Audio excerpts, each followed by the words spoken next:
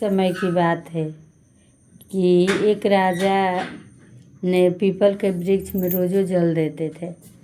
उसने बहुत गरीब दुखिया के सेवा करते थे, दान करते थे। वो बहुत पुण्यात्मा थे।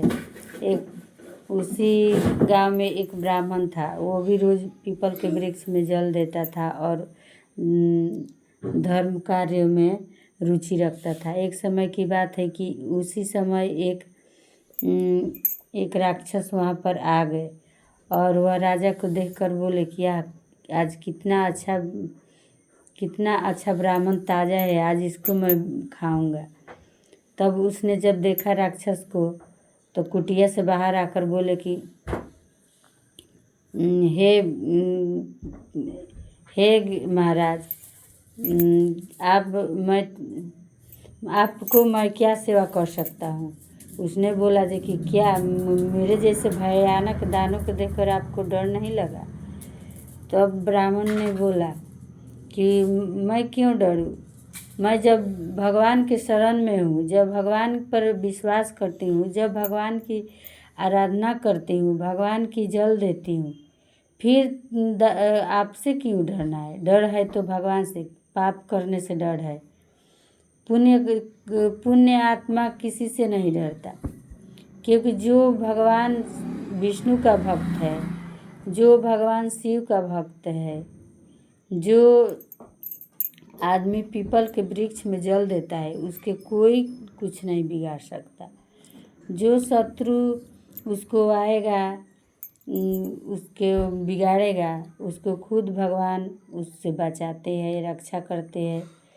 वो दानव समझदार होता है तो उसको समझाते हैं, भगवान उसको दिल में सद्बुद्धि देते हैं, और नहीं समझता है तो उसको कोई ना कोई रास्ता निकाल ही देते हैं। भगवान वैसा रावण है कि रावण को नाश करने के लिए तो भगवान स्वयं धरती पर आ गए।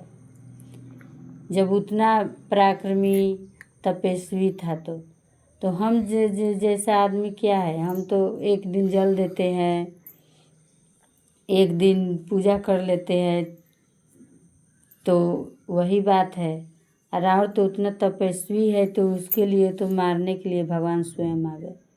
इसलिए धर्म काम करने में कोई भी रुकावट नहीं आनी चाहिए, और पाप करने में 100 बार सोचना चाहिए, क्योंकि पाप ही है। पाप को बचाने के लिए, पापी को बचाने के लिए कोई नहीं आता, और पुण्य को बचाने के लिए स्वयं भगवान आते हैं। और भगवान स्वयं धरती पर आते हैं, और पापी को बचाने रक्षा करने के लिए कोई आता नहीं है, क्योंकि वो तो खुद ही पापी है। इसीलिए हम नहीं डरते। हम डरते हैं तो भगवान से डरते हैं, पाप कर्म से डरते हैं, और पुण्य करने में कोई संकोच नहीं। आपको मैंने कुछ बिगाड़ा नहीं है। मैंने आपको पूछा है कि आपको सेवा क्या कर सकता हूँ, मैं करूँगा, जो हो सके करूँगा।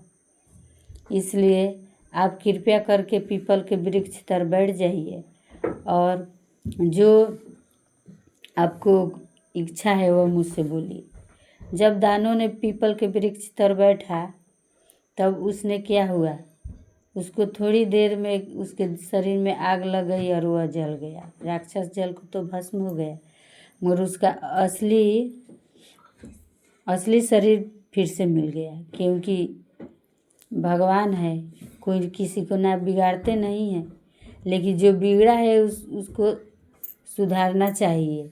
अगर जिसको दिमाग है उसको सुधारना चाहिए, जिसको दिमाग नहीं है तो उसको कोई कहे कि ये गलत काम है, ये नहीं करना चाहिए, वो नहीं करना चाहिए, सही रास्ता दिखाए तो उसको सही काम करना चाहिए।